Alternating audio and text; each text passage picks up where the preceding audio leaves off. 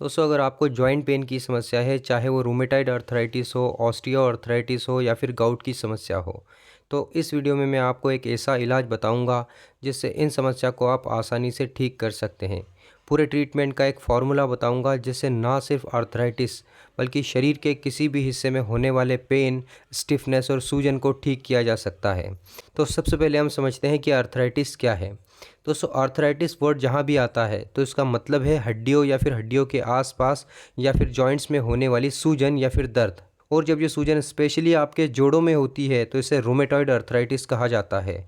और ये एक तरह की ऑटो इम्यून बीमारी है। जब हमारा इम्यून सिस्टम अपने ही जॉइंट्स पर अटैक करता है, जॉइंट के साइनोवियल फ्लूइड पर अटैक करता है, उसे एक फॉरेन पार्टिकल समझने लगता है तो इसे रूमेटॉइड अर्थराइटिस कहा जाता है।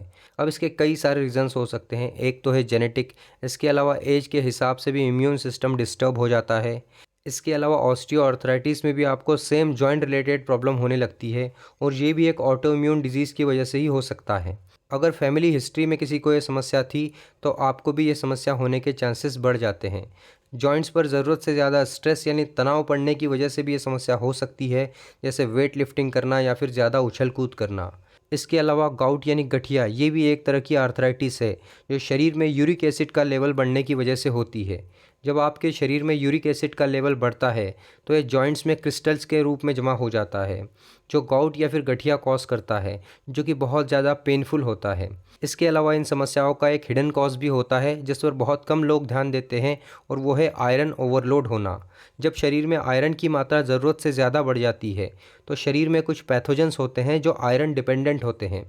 तो आयरन डिपेंडेंट पैथोजेंस की संख्या उसकी वजह से बढ़ने लगती है। इसके अलावा एक्सेसिव आयरन टॉक्सिक भी होता है लीवर, पेनक्रियास और हार्ट के लिए। अब बात करते हैं इसके घरेलू इलाज के बारे में। तो सबसे पहले आपको अपनी डाइट में चेंज लाना पड़ेगा। जितने भी इन्फ्लेमेटरी फूड है, जैसे शुगर, मैदा, फास्ट फूड, जंक फूड, इनको खाना आप कंप्लीटली बंद कर दो। दूसरा, एंटी इन्फ्लेमेटरी फूड ज़्यादा खाओ, जैसे फैटी फिश, नट्स में walnuts, chia seeds, flax seeds.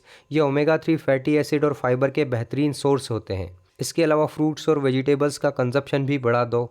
साथ ही फैटी फिश और एग को छोड़कर कोई भी नॉनवेज आइटम्स मत खाओ।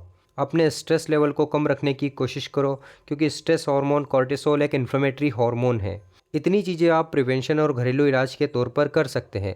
अब इसका एलोपैथिक ट्रीटमेंट भी है, लेकिन उसके बहुत सारे साइड इफ़ेक्ट्स भी होते हैं, जैसे ब्लीडिंग, अल्सर और किडनी प्रॉब्लम्स जैसी समस्याएं हो सकती है। कई केसेस में स्टेरॉयड भी दिया जाता है जो इम्यून सिस्टम तक को डिस्ट्रॉय कर सकता है, आपके इम्यून सिस्टम को सप्रेस कर देता है। तो मेरे पास में इसका एक बहुत ही बेहतरीन आयुर्वेदिक इलाज है जिसमें 3 चीज़ों का फॉर्मूला मैं आपको बताऊंगा।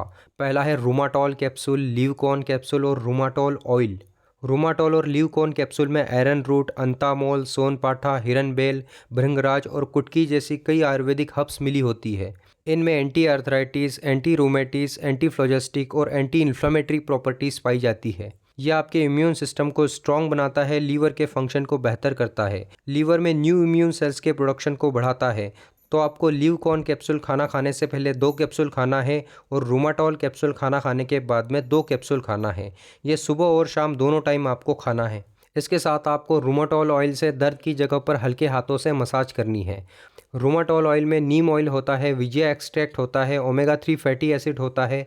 ये मांसपेशियों के खिंचाव को दूर करता है, ब्लड सर्कुलेशन को बेहतर करता है। इस ऑयल को आप जोड़ों के दर्द पर, गठिया, आर्थराइटिस, मांसपेशियों में खिंचाव की जगह पर और इवन लकवे के मरीज भी इसका इस्तेमाल कर सकते हैं। तो इन तीनों नेचुरल प्रोडक्ट्स को आप ज़रूर यूज़ करें। ये खास तौर पर इन्हीं समस्याओं को ध्यान में रखते हुए बनाया है। तीनों ही प्रोडक्ट्स का बाइंग लिंक मैं आपको डिस्क्रिप्शन और पिन कमेंट में दे दूंगा।